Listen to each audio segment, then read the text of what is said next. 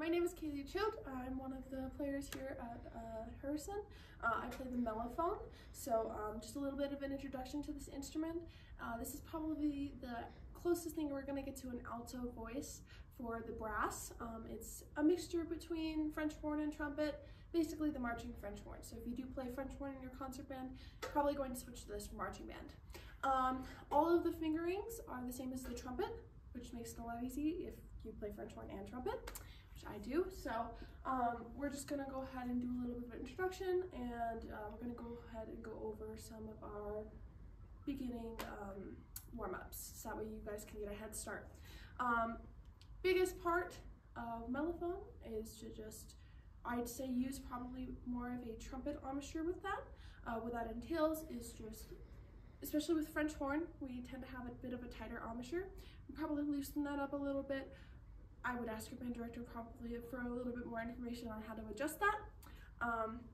But making your first sound on the mellophone is pretty easy, and you'll get good once you get the hang of it. So we'll go ahead and go over our first exercise, which is going to be our 9-count tones on F. This is, I'm sure you've done long tones in your own classes, so this is practically that for marching band, but this will really help you start to get a good clean sound on the mellophone. So we'll go ahead and do that now.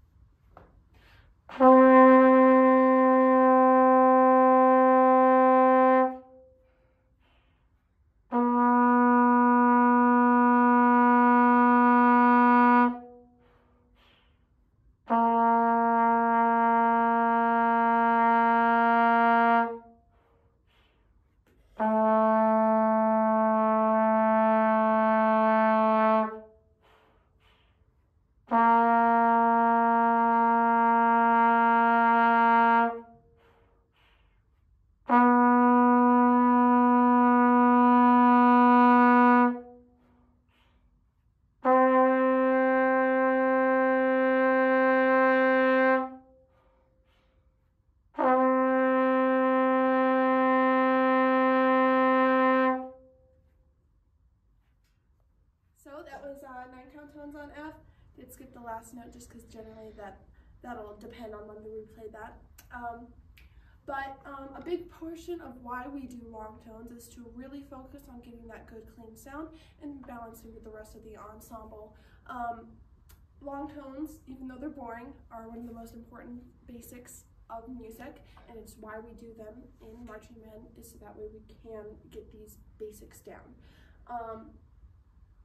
Recommend just going through the fingerings. It's a pretty simple pattern: open, 2, 1, 1, 2, and then back up. So 1, 2, 1, 2, open, and then open again. Okay, so now we're going to go ahead and move on to our flexibility and scales page.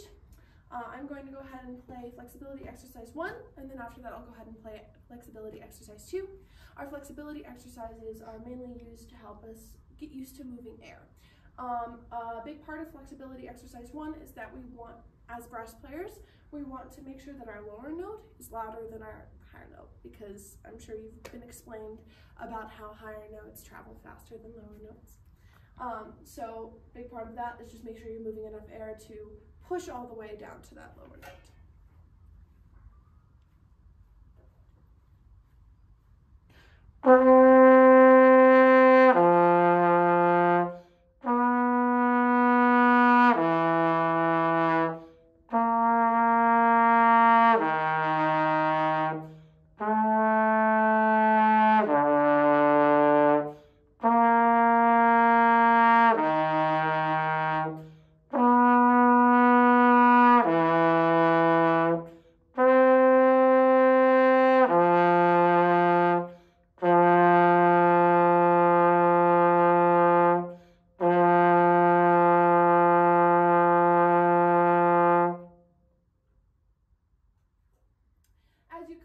I hope you can hear in this recording that I started about a mezzo forte on that top note, and I definitely pushed down to probably about a forte plus with those lower notes, but it's always encouraged that if you can push more air down there, please do. That's what we want to hear with these exercises. For flexibility exercise 2, this one's for mellophone, is a little bit more about moving air and hitting those partials correctly.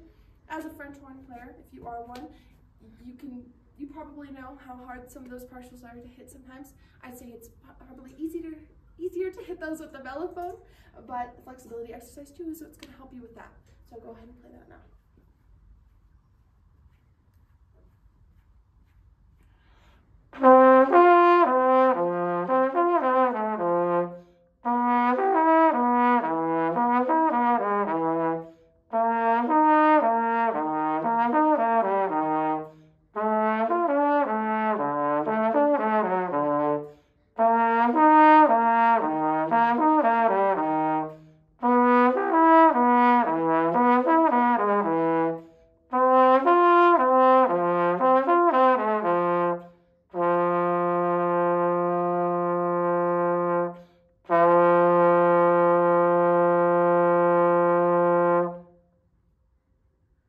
So you could probably tell that I do need to use a little bit more air when I'm pushing to hit those notes.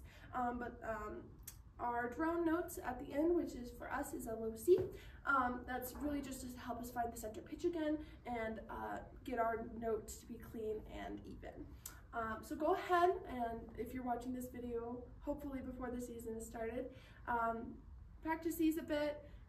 We have some mellophones here at Harrison if you need one, but go ahead and practice these a bit and start getting used to moving air through your mellophone.